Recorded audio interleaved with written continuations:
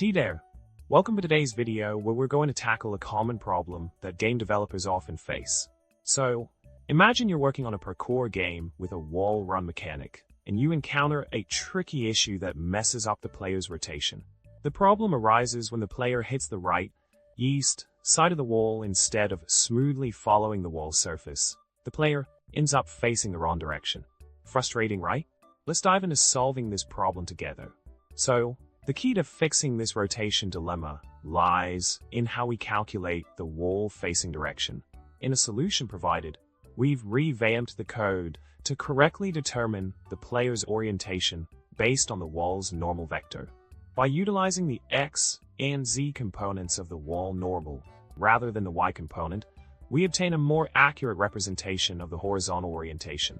We employ vector mathematics to calculate the perpendicular direction to the wall normal on the xz plane, which guides us in deriving the correct target rotation angle for the player.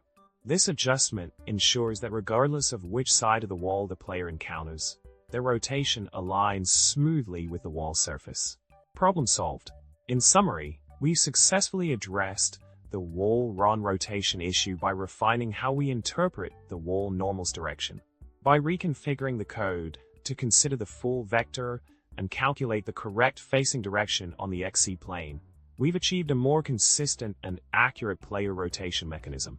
I hope this solution proves helpful in enhancing your parkour game mechanics. If you found this video insightful, don't forget to subscribe for more coding tips and tricks. Like the video if you enjoy the content, and remember to leave a comment sharing your thoughts or any quirky wall run experiences you've encountered. Thanks for watching and happy coding!